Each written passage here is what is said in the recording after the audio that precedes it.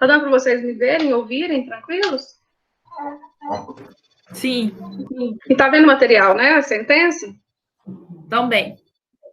Então tá bom. Então, gente, vamos lá. Hoje a nossa aula, né, será sobre o tema sentença, né? Como elaborar essa sentença, quais elementos que devem conter essa sentença, o que o magistrado, o que o juiz, né, como ele entrega essa atividade jurisdicional, como que ele deve fazer, como ele deve proceder. Ele pode sair fora, né, do que foi proposto na ação. Então, tudo isso nós iremos ver hoje. Apesar que vocês já viram em processo civil, porque vocês, com a professora Luane, estão vendo recursos, né? Vocês estão vendo recursos. Então, acredito que vocês já tenham esse conhecimento, né, sobre a estrutura da sentença, né, o que a sentença deve se ater, deve entregar, o que ela deve conter, né, para que ela seja realmente capaz de atingir o seu objetivo, que é a entrega da atividade jurisdicional, né, na primeira instância. Né, não significa que o proferimento da sentença irá fazer o quê? Ele vai exaurir, né, a prestação jurisdicional numa instância, e não, nada impede a interposição de recursos. Né? Então, vamos lá. A sentença, os elementos da sentença, eles estão previstos no artigo 489 do processo civil, do Código de Processo Civil, e são 3 elementos. O primeiro elemento é o relatório, né, onde o juiz ele irá fazer um relatório, já que não tão breve, né, de forma pormenorizada. Então, ele vai identificar as partes, quem é o autor, quem é o réu, qual que é o objeto da ação, o que é o pedido. Ele vai mencionar o que foi falado na contestação, se houve impugnação à contestação, se houve ali audiência de instrução e julgamento, né? Ele não vai adentrar, por exemplo, no depoimento, nesse momento, não. Nesse momento, ele vai se ater a um relatório formal. Ele vai analisar o que foi feito no processo, né? Ele vai falar que trata-se o caso de uma ação de obrigação de fazer proposta por tal pessoa, né, em desfavor de tal pessoa, cujo objetivo, com a finalidade na entrega de um veículo. Então, ele vai se ater, isso eu estou falando na inicial, né? Na contestação, ele vai falar o quê? Na contestação foram apresentadas as preliminares de ilegitimidade passiva ou nulidade de citação, né? Ele vai falar, houve a produção de impugnação à contestação constante no evento tal, né? Porque hoje o nosso processo ele é eletrônico, então nós mencionamos os eventos, né, no processo, não é páginas mais, é evento ou movimentação, né, é das duas formas, evento número tal e movimentação número tal, porque tudo tudo catalogado, né, descrito ali em números, né, você vai peticionando e esse número vai crescendo, de forma crescente. Então, primeiro, o relatório, né, identificação do caso, as principais ocorrências havidas no andamento do processo. Então, ele vai falar se houve o quê? Decisão de saneamento, o que foi decidido, às vezes ele já abordou as preliminares, né, ele já decidiu as preliminares no processo, já na decisão de saneamento, nós vimos que isso é possível, né? Então, nesse momento processual, o juiz ele vai fazer um relatório, um breve relatório técnico do que foi produzido no processo, né? Nada mais, ele não vai adentrar o mérito. Aqui, não. Nada vai decidir, ele nada vai proferir, ele simplesmente vai pegar o processo e provavelmente desliguem os microfones, vamos desligar as câmeras. Quem faz isso? Esse relatório é o assistente, né? Que ele já deixa realmente pronto, se o juiz assim o quiser, né, e já direcionando ali para a sentença. Então, em regra, os assistentes, tem alguns juízes que têm essa prática, ou seja, faz o relatório, faz o dispositivo e depois eu vou lá e faço a sentença. Outros já já dão, né, a instrução para os assistentes também já chegam ali no dispositivo e já profere ali a decisão, julgando procedente ou improcedente. Então, os fundamentos, né, primeiramente o relatório, depois os fundamentos. Os fundamentos, o juiz vai analisar as questões de fato de direito que foram utilizadas, que serão utilizadas para decidir esse processo. O que foi argumentado na inicial, o que foi argumentado na contestação, e qual é o embasamento jurídico, fático jurídico que permeia essa ação judicial. Né? E depois vem o quê? O dispositivo. Aí, nesse momento, o juiz ele vai decidir, resolverá as questões principais, ele vai decidir, ele vai julgar procedente, improcedente, parcialmente procedente, né? Então, ele pode julgar dessa forma. Nesse momento, é um momento adequado para que o juiz profira a sua decisão, né? Então, a estrutura da sentença é essa: relatório, fundamentação e dispositivo. No relatório, relatar os fatos da causa, fazer um histórico. E todo o processo é exigido, né? Salvo no que prevê a Lei 9.099, ela dispensa, ela possibilita ao magistrado não fazer esse relatório. Eu vou mostrar para vocês depois uma decisão, uma sentença, perdão, onde o Poder Judiciário, né, o magistrado, ele suprimiu o relatório, por quê? Porque lá no juizado pode, né, tem um respaldo da Lei 9.099, mas, em regra, todas as sentenças, elas devem possuir essa estrutura que nós estamos mencionando: relatório, fundamentação e dispositivo. Então, o juiz, ao fazer esse relatório, demonstra também que ele conhece o processo, ele sabe realmente o que aconteceu, ele sabe o que teve, né, o que teve nesse processo de produção de provas, ou se teve ali pedido de julgamento antecipado da lide. Então, é um resumo da inicial, da decisão, contestação, impugnação, se houver, audiência de instrução e julgamento. Então, depois ele vai concluso, o processo vai concluso para o juiz tem que proferir a sentença. Identificar as partes e fazer um resumo dos pedidos formulados. Isso é o relatório. Né? Então, ele nada decide. Nesse momento, ele nada decide. Então, ele faz um resumo das audiências e ele faz referência, alusão aos documentos importantes do processo, que constam no processo.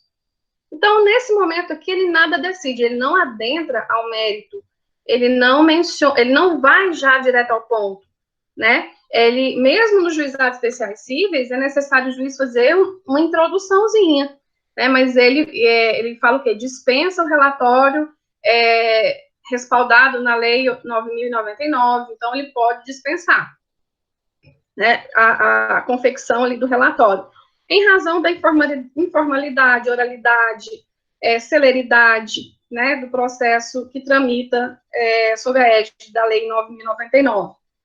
Fundamentação. O que seria essa fundamentação, gente?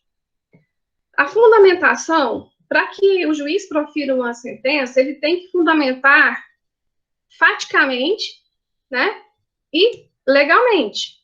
Né? Então, ele tem que fundamentar a sua decisão nos fundamentos fáticos e de direito, para que ele possa elaborar a fundamentação. Então, por exemplo, da mesma forma que o advogado não pode simplesmente copiar, transcrever artigos, o juiz também não pode, sem haver o quê? A concatenância de ideias com o caso apresentado. Então, somente cópia de transcritos de dispositivos legais não é fundamentação, não é considerado fundamentação. Então, ele tem que explicar a relação daquele artigo com a causa que foi apresentada a ele, né? Ele tem que fazer isso. Ele também empregar conceitos jurídicos indeterminados, sem explicar o motivo concreto de sua incidência do caso. Então, não se considera fundamentada quando ele coloca, ele insere o quê? Conceitos jurídicos indeterminados, vagos, né? Invocar motivos que se prestariam a todos os argumentos deduzidos no processo, capazes de informar a conclusão adotada pelo julgador. Se limitar a invocar precedente ou enunciado de súmula, sem fazer qualquer correlação com o caso apresentado, também não pode fazer. Então, isso não é fundamentação. O que você vai fazer? A sentença não está clara. Você vai ter que entrar com embargos declaratórios, né? No caso, deixar de seguir enunciado de súmula de jurisprudência precedente invocado pela parte, sem demonstrar a existência de distinção no caso em julgamento ou superação do entendimento. Então, ele tem que indicar, por exemplo, se ele indica uma súmula, se essa súmula ainda está sendo aplicada. Então, tudo isso ele vai abordar nesse momento que é o fundamento, né? Então, o que se deve fazer, como ele vai fazer, né? Primeiro, antes de iniciar a fundamentação, ele vai ter que separar todos os pontos discutidos no processo, para que ele possa, o quê? Formar a estrutura da sentença, né? Isso aqui já é uma dica para vocês, né? Lembrar das preliminares. As preliminares, se não forem decididas na decisão de saneamento, este é o momento, esse é o único momento, onde, antes de adentrar ao mérito, vocês irão o quê? Analisar as preliminares, vão rejeitar ou acolher as preliminares, né? O juiz, ele não é obrigado a citar todos os positivos de lei em que se arrimou para proferir a sentença, bastando o seu convencimento esteja de acordo com o direito vigente à época da valoração dos fatos. Então, é muito mais importante o juiz, ele fundamentar explicando, né, e não transcrevendo dispositivos. É melhor, por quê? Porque o juiz, ele é conhecedor do direito, né? Então, ele vai fundamentar em elementos que fizeram, que formaram o convencimento do juiz, embasado, obviamente, na lei, né, no dispositivo legal aplicável ao caso. E essa questão da fundamentação, gente, ela é uma questão, inclusive, constitucional, é um direito, né? Já estava prevista na Constituição Federal, no artigo 93. Então, é um direito fundamental do jurisdicionado. Então, gente, o juiz, ele tem que seguir, né? Ele tem que seguir essas regras, porque senão ele está entregando uma atividade jurisdicional incompleta, né? Então, isso vai se tornar prejudicial para as partes. Então, por isso que ele tem que se ater a tudo que foi apresentado, né? No caso, Fred Didier, ele sugere que o juiz siga o seguinte caminho. Então, o Fred Didier, ele é um processualista muito bom, né? Que ele dá dicas para como que uma sentença ela deve ser elaborada, né? Então, inicialmente, o juiz deve apreciar questões processuais, analisar se estão presentes o quê? Os elementos da ação, os pressupostos processuais, né, para ver se não existe nenhum vício. Depois, o quê? Analisar as questões de fato, ver se tem provas, né? Então, ele vai analisar questões de fato, esclarecer qual norma aplicável ao caso concreto. Não basta simplesmente transcrever, isso nós já falamos, já mencionamos. Em seguida, o juiz deve analisar as questões relativas ao mérito. Então, primeiramente, ele vai analisar formalmente o processo. Ele vai se ater às questões do quê? Processuais, sobre questões de condições da ação, pressupostos processuais, né? Que, inclusive, ele já, com certeza, viu isso, ele já proferiu a decisão de saneamento, então, praticamente, ele vai analisar o que ele analisou ali na decisão de saneamento, só que de uma forma mais aprofundada. Então, depois o juiz vai atacar o quê? Ele vai analisar as questões relativas ao mérito. Muito aluno tem dificuldade de compreender o que é mérito, né? O que seria o mérito da ação. O que se busca com aquela ação? O que se deseja? O que você objetiva obter do Poder Judiciário? Isso é o mérito. Se eu estou entrando com uma ação de alimentos, por exemplo, qual que é o objeto que eu estou perseguindo? É o quê? A fixação de alimentos, né? Então, esse é o mérito, né? No caso, alimentos, eu vou ter que me embasar, né, no caso, como juíza, nos pressupostos, né? O quê? De necessidade e possibilidade de pagamento. Então, ele vai analisar essas questões meritórias neste momento, porque ele vai ter que fixar um valor, ele vai ter que entregar essa atividade jurisdicional. Então, analisar se estão presentes os requisitos da responsabilidade civil, se tratar de ação que objetiva a indenização, né, a reparação de dano. No caso, relação de parentesco, né, se, por exemplo, na ação de alimentos, na ação de investigação de paternidade, já querer fixação de alimentos, por exemplo. Então, ele vai ter que, ali dentro, né, provavelmente o advogado vai pedir uma liminar, e o juiz ele vai ter que fixar ou não, acatar ou não, os alimentos provisionais, né, que existe diferença entre alimentos provisórios e provisionais. Então, nesse caso, o juiz ele vai ter, né, no caso de alimentos, ele tem que analisar se existe o grau de parentesco. Porque se não existe o grau de parentesco, não há que se falar em obrigação de pagamento de pensão alimentícia, né? Então, ele vai analisar se o pai realmente deve reconhecer o filho, né, se ele tem possibilidade de pagamento daquela valor que o juiz vai determinar, né, que vai fixar. Desde que possível, artigo 488, desde que possível, o juiz resolverá o mérito, sempre que a decisão for favorável à parte, a quem aproveitaria eventual pronunciamento nos termos do artigo 485. Então, no caso, as preliminares, se não foram analisadas no despacho saneador, né, ou na decisão de saneamento, como eu falei, são sinônimos.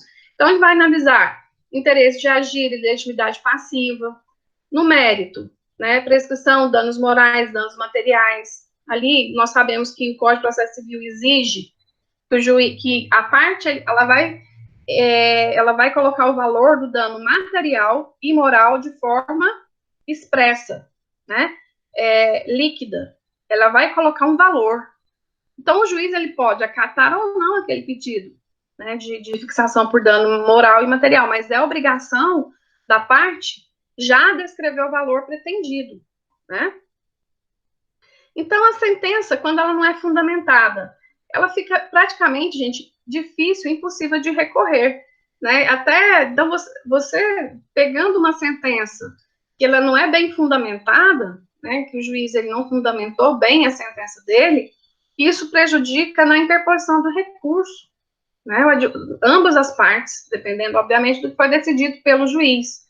Então, é uma sentença que ela é deficiente ou inútil. Podemos dizer que essa sentença, ela não entrega uma atividade jurisdicional, porque, né, ela é falha, né, essa sentença. Aqui nós já falamos do artigo 489, o que faz uma sentença ser considerada deficiente, né, se limitar à indicação, reprodução. Então, o juiz ele vai tentar o quê? Apreciar, interpretar o texto normativo e aplicar ao caso concreto, né? Então, ele não vai repetir esse texto normativo. Isso, gente, são sugestões do Fred Didier, né? Invocar motivos que se prestariam a justificar qualquer outra decisão. Defira o pedido do autor porque, em conformidade com as provas produzidas e trazidas aos autos, né? Defira, ele não fala qual prova.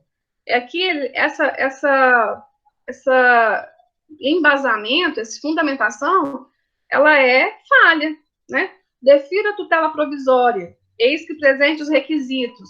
Aí ele vai ter que falar quais são os requisitos da tutela antecipada, né, provisória, antecipada, e ele vai falar se o caso apresentado se enquadra naqueles requisitos, né?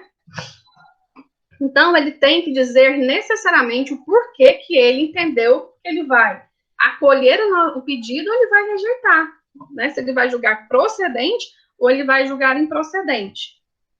Outra sentença, outro fato que gera uma sentença deficiente, não enfrentar todos os argumentos trazidos no processo capazes de, em tese, informar a conclusão adotada pelo julgador.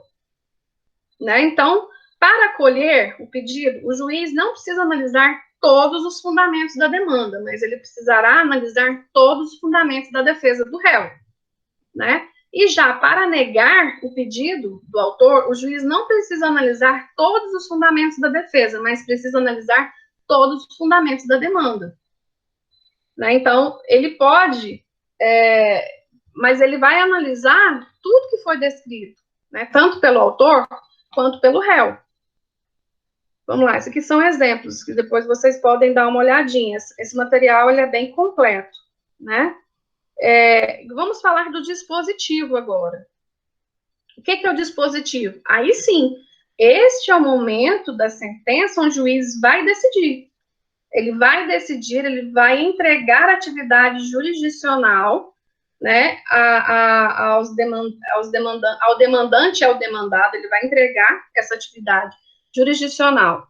Então, é a parte da decisão em que o órgão jurisdicional estabelece um preceito normativo, concluindo a análise acerca de um pedido ou mais pedidos, né, do que foi dirigido ao juiz. Sem esse comando, a decisão é inexistente. A decisão ela é inexistente se não tiver o dispositivo. Então, no dispositivo, o juiz resolve as questões que lhe são submetidas pelas partes. Então, é nesse momento que o juiz vai acolher, ele vai julgar procedente ou improcedente, né, o pedido.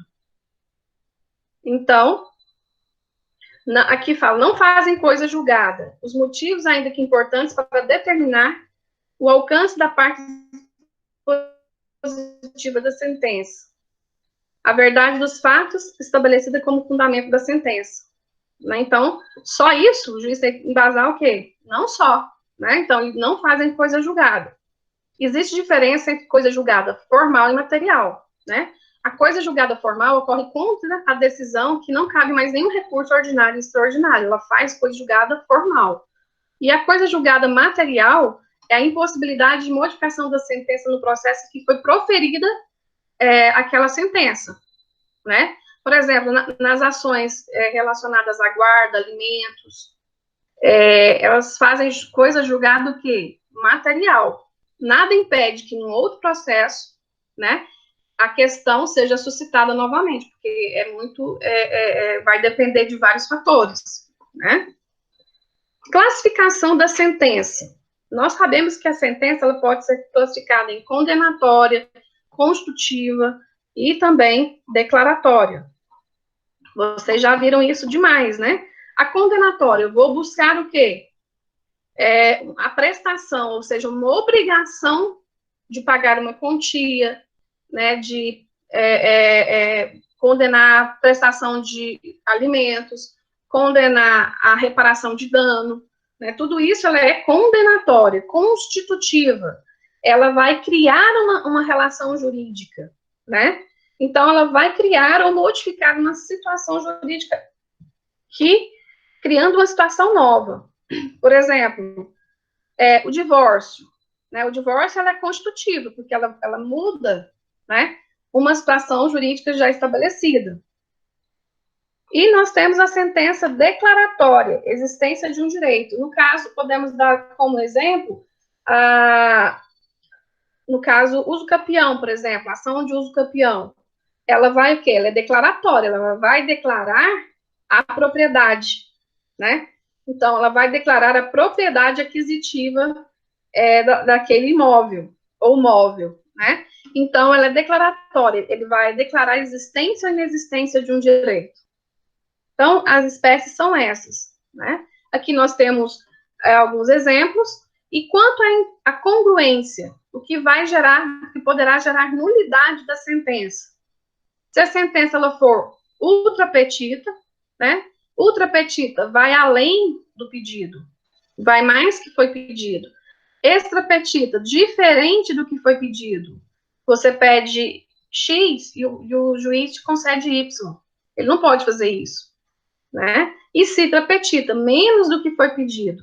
né? Professora, mas quando o juiz profere, eu peço lá a título de indenização por dano moral, o valor de 100 mil reais, ele concede 20 mil reais, ele não está, né, não é citra petita? Não, significa que ele vai acolher parcialmente o seu pedido, né? O juiz ele não tem que acolher totalmente, ele pode acolher de forma parcial esse pedido, não feriria ali, não estaria praticando, né, apresentando uma atividade adicional a menos do que foi proposta, né? Então, finalização, ele vai falar julgo procedente, né, os termos do pedido. Então, é bom a gente especificar que o efetivamente está sendo concedido. Então, ele não pode julgar procedente, mas não falar o quê, né? Ele vai julgo procedente os pedidos constantes nessa ação, condenando, né? Então, ele tem que especificar, por exemplo, uma revisional de contratual. Ele vai ter que especificar, né? Qual cláusula contratual que foi afastada daquele contrato, uma vez que ela é ilegal ou ela é abusiva, fere o que está previsto no Código de Defesa do Consumidor.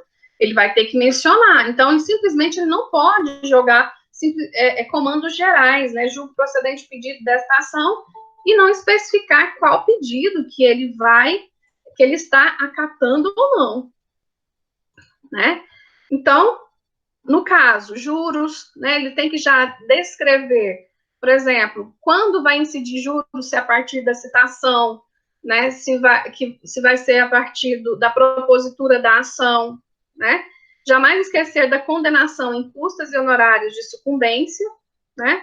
Observar as regras quanto ao duplo grau obrigatório, né, isso é regra específica. Depois ele vai fazer o quê? Publique-se, registre-se, intime-se. Local, data, não colocar nomes, nem assinar aqui quando vai para fazer uma provinha da OAB, mas dificilmente cai uma sentença, né, gente? Na prova da OAB. A prova da OAB cai o que o advogado tem que fazer, né? Quais as peças processuais que o advogado tem que saber fazer. Então, em regra, não vai cair uma sentença. Mas, se for fazer um concurso aí para magistratura, são as mesmas regras de impedimento de identificação, né? Então, aí, no caso, para alguém que for fazer realmente um concurso nessa área, ou outros concursos, né? Então, gente, a sentença, vocês já devem ter visto várias sentenças, né? Já por curiosidade, ou até mesmo na aula de processo civil, em que vocês devem ter uma sentença em mãos para poder recorrer, né? Então, imagino que a elaboração de uma sentença para vocês não vai ser difícil. Basta vocês se aterem a estrutura dessa sentença, né? Então, eu tenho que ter todas essas estruturas, esses três indicativos devem haver ali na sentença. Eu vou trazer para vocês um modelo, tá? Vou tentar aqui, vou mudar o material.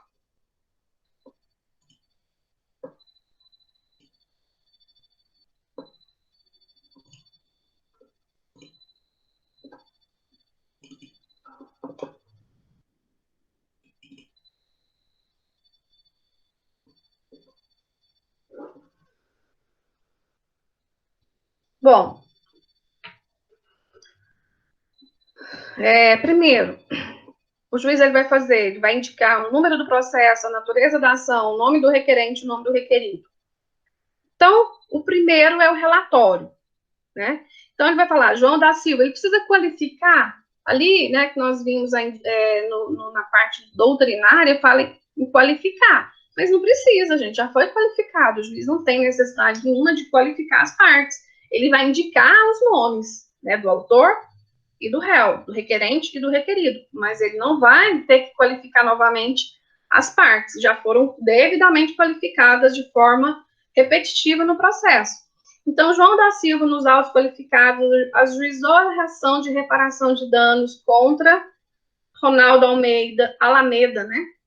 Alegando em síntese a exordial. Vocês viram que em nenhum momento o juiz ele vai mencionar mérito ainda no relatório, ele simplesmente está narrando o que foi narrado na inicial, alegando em síntese a exordial. E ele menciona, inclusive, as folhas que está essa inicial, né? Aqui nós iremos trocar por movimentação ao evento, que no dia 31/10/2017, por volta das 22 horas, quando trafegava na Avenida Goiás, no cruzamento com a Rua Manuel da Badia, teve seu veículo abalroado pelo veículo dirigido pelo réu, causando os danos descritos no laudo pericial de folhas 9, cujos reparos foram orçados em 3 oficinas de lanternagem.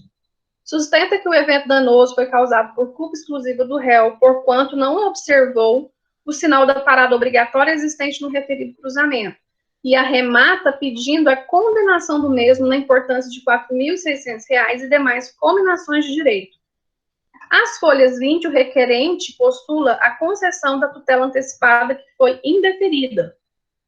Contestou o réu, né? Provavelmente aqui, gente, nesse caso aqui, ele deve ter pedido uma emenda inicial, né? Porque, né, no caso, que aqui a petição é das folhas do 2 a 13. Professora. Então, já fez uma emenda aí. Oi. Professor, não está aparecendo a imagem da sentença. Ah, Jesus, peraí. Só está os seus arquivos. Não está aparecendo? Vamos lá. E agora? Agora sim, tá ok. Então tá. Então aqui, ó. Então, voltando lá, já que vocês não estavam vendo. Então, aqui primeiro, o juiz ele vai colocar, né, os autos, os números do processo, a natureza da ação, requerente, requerido, relatório. Então, ele vai apresentar um relatório, né, do que aconteceu, né, do que foi narrado na inicial. Ele não vai aumentar, diminuir, ele não vai falar quem tem razão, ele vai simplesmente se ater ao que foi narrado na inicial. Depois ele manifestou sobre a questão da tutela antecipada, que foi indeferida. Contestou o réu, alegando em preliminar nulidade do processo por legitimidade passiva à causa, ao fundamento de que a ação deveria ser proposta contra o proprietário do veículo. Na defesa de mérito, afirma que parou seu veículo na placa pare, olhou para os lados e nada viu, e que, quando estava no meio do cruzamento, foi surpreendido pelo veículo do autor. Requer a extinção do processo sem resolução do mérito ou improcedência do pedido e ainda a condenação do requerente à litigância de má-fé. Impugnação à contestação às folhas 40/41, na qual o autor refuta a preliminar de legitimidade passiva ao fundamento de que a ação poderia ser proposta contra o proprietário e o condutor do veículo. Todavia, optou em que apenas este suportasse os efeitos da sentença. Quanto ao mérito, insiste na culpa do réu por ter este avançado o sinal de pare.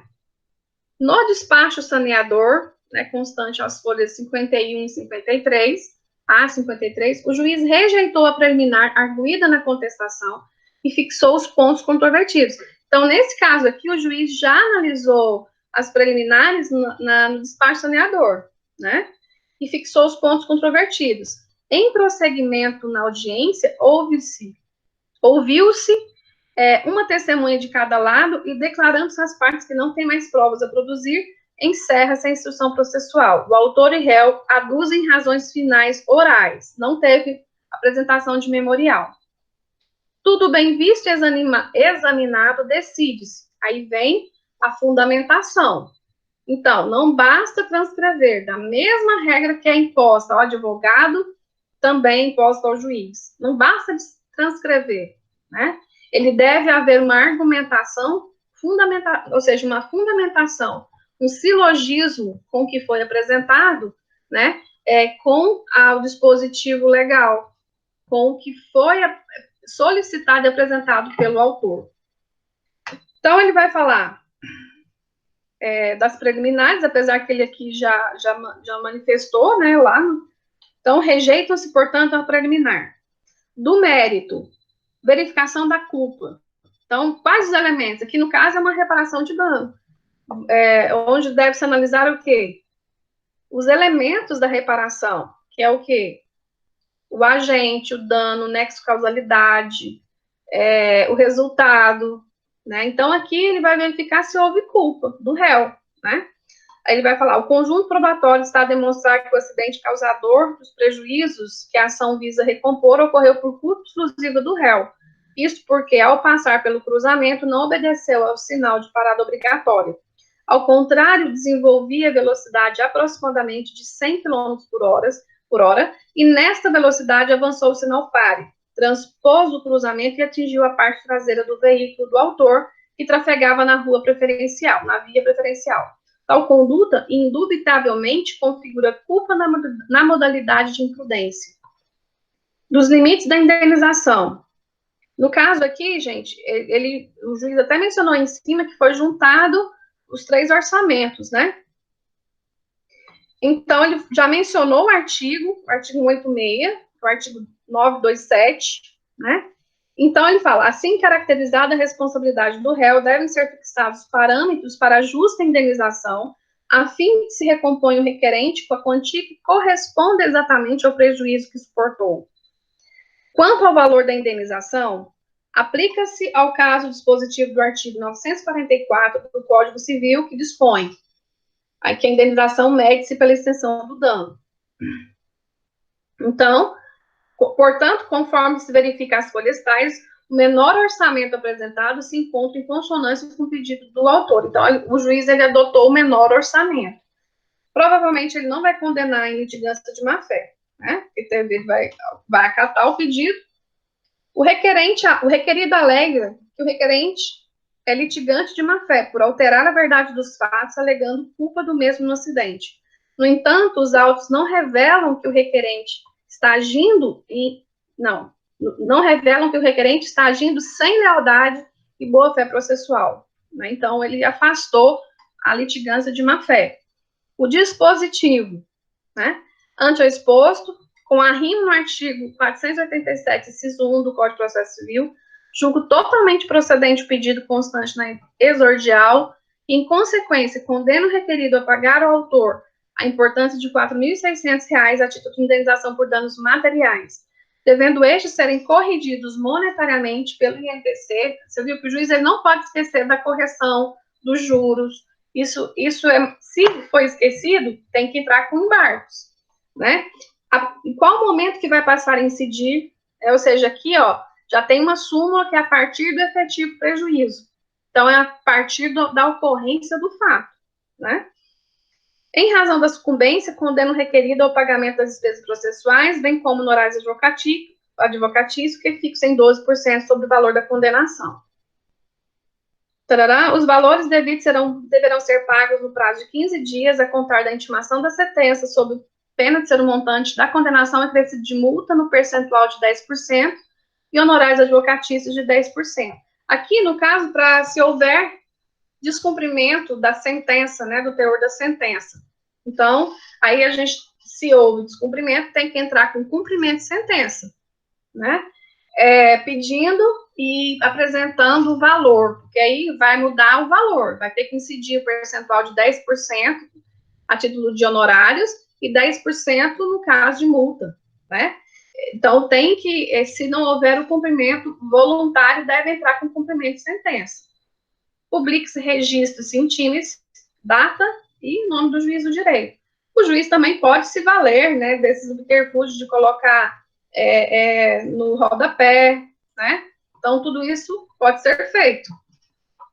Ok? Então, esse é o modelinho de uma sentença, né, que para que vocês possam ter como parâmetro. Alguma dúvida, gente, sobre a sentença? Podem perguntar.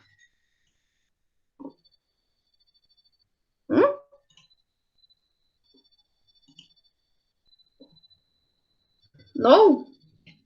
Tá todo mundo entendido? Eu vou procurar uma sentença aqui para mostrar para vocês uma sentença que é do juizado, para vocês verem a diferença. Um momentinho.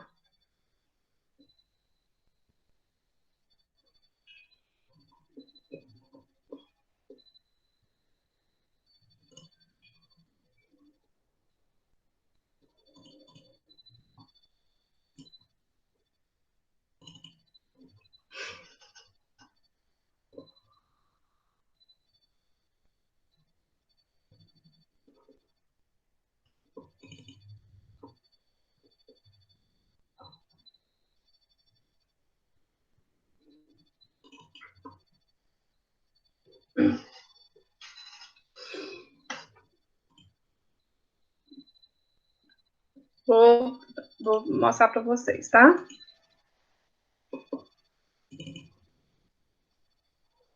Tá dando para ver?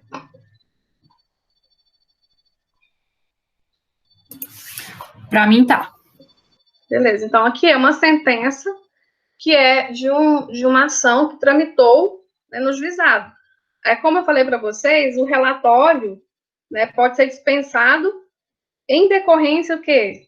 Da Lei 9.099. Então, ele não precisa, ele já pode dispensar dispensar do relatório, ele vai o quê? Ele vai trazer a fundamentação e a decisão final, o dispositivo, né? Aqui, rejeito de plano preliminar de competência desse juiz, alegando a necessidade de perícia, ele fez o quê? Elaborou ali o seu embasamento, né? Era uma relação de consumo, nesse caso aqui.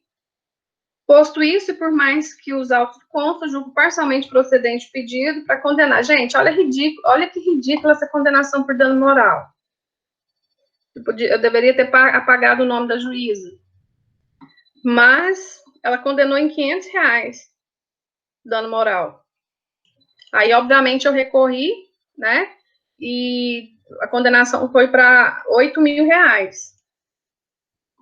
Porque ninguém merece, né? Então, nesse caso aqui, a juíza deu a condenação, dano moral, R$500. Eu quase falei para ela que, às vezes, ela estava pensando que estava fazendo caridade, né? Complicado isso. Mas é juizado, né? Então, a gente sabe que os juízes do juizado, nós sabemos que existe um teto, né, de 40 salários mínimos, se vocês já conhecem essa regra, porém, o que a gente tem percebido é que os juizados estão ali se atendo para dar ao máximo o teto, é um caso muito grave, né? Em regra, em média, é isso aí, ó. Ele já tem uma pré-fixação entre eles, entendeu? Para, inscrição indevida, tanto. Eles já fizeram uma tabela, né? Mas, ou seja, então nós temos que, nos juizados especiais, provavelmente, não é que a sentença é deficiente, é porque existe a possibilidade ante né, a incidência da lei 9.099, tá? Então, por isso que ela não é considerada ali deficiente, ok? Alguma dúvida, gente? Não. Vocês querem perguntar alguma coisa? Professora, em relação a esses elementos da sentença, eu acredito que por conta da experiência de cada juiz é muito difícil ele faltar algum desses elementos, mas vai que falte, o assessor no dia lá estava de ressaca e não colocou alguma coisa. Qual que é o recurso? Todo mundo erra. Isso, um Ctrl-C, Ctrl-V lá, e faltou um pedaço. Eu entro com embargos neste caso? Embargos. Igual, por exemplo, teve uma vez, uma sentença minha, que o juiz condenou dano moral R$5.000, mas colocou entre parênteses R$500. Né? Então, ficou dúbio. É 500 ou 5.000? Aí, o que eu tive que fazer? Embargos declaratórios, porque é um erro gráfico. Então, Ctrl-C, Ctrl-V. Provavelmente houve ali, né, problema do operador da máquina. Na hora de digitar, digitou errado. Até mesmo para depois você exigir o cumprimento da sentença, você vai ter que ter o valor certo. Então, é necessário você entrar com embargos declaratórios. Ok? Ok, obrigado. Professora, só para confirmar, as diferenças entre as sentenças que existem no juizado e na vara comum é só que não tem o relatório. E os valores de dano moral geralmente são tabelados, são menores. Não é uma tabela, né, Ávila? Não existe a tabela, existe um teto. Existe um teto que é 40 salários mínimos, mas quando você vai fazer sustentação oral, cada turma tem um posicionamento acerca de valores, né? Negativação indevida é X. Houve só não entrega do produto, então Y o valor. Então, assim, ele já tem né, já seguem até fica mais fácil mesmo para decidir, né, a questão, o recurso apresentado, interposto, entendeu? É só essa diferença. No caso, na justiça comum, é obrigatória a presença do relatório. E nos juizados, né, não é necessário, em decorrência da previsão legal. Né? Então, não é nenhuma falta do juiz. Mas pode acontecer, por isso que é bom você ler a sentença com muita cautela. Porque, por exemplo, você acha, às vezes, que a condenação foi baixa. Né? Mas a condenação foi baixa. Mas aí o juiz coloca, na hora da atualização monetária, da incidência de juros legais, a partir do evento. Então, vai bem diferente do que a partir da citação, né? Vamos supor que você entrou, né, teve um problema, entrou com uma ação de reparação de dano em decorrência de um erro médio. Você demorou 2 anos para entrar. Se ele decide que é a partir do momento que a partir do evento, então você vai ter que contabilizar aqueles 2 anos, né? Então, às vezes a pessoa fala, não, foi baixa a sentença. Eu nem vou recorrer à outra parte contrária, né? Não, beleza, eu nem vou recorrer. Mas na hora que vai fazer o cálculo do cumprimento de sentença, né? Então, a gente tem que ficar atento ao que o juiz profere e realmente fazendo ali, observando tudo, né? Se teve fixação de dano, se teve fixação de honorários sucumbenciais, se houve condenação por litigância de má-fé, né? Aí você vai entrar com, no caso, a parte contrária, que foi condenada, vai entrar com um recurso de apelação. Nesse caso, se for nos juizados especiais cíveis, o recurso, ele tem um nome chamado recurso inominado, né? Recurso inominado, e o prazo não é 15 dias, e sim 10 dias. Então, isso tudo você já está vendo isso com a professora Luane, né? Provavelmente já estão afiados nessa questão de prazos. Mas com relação à questão da sentença, é isso. Eu vou disponibilizar para vocês o material, que vocês viram que ele é bem completinho, né? Pode utilizar ele em processo civil, e trazendo ali uma atividade para que vocês elaborem a sentença, né? Nós sabemos que vocês não têm prova do NAS, né? Eu não sei se vai mudar essa regra, né? Com essas várias mudanças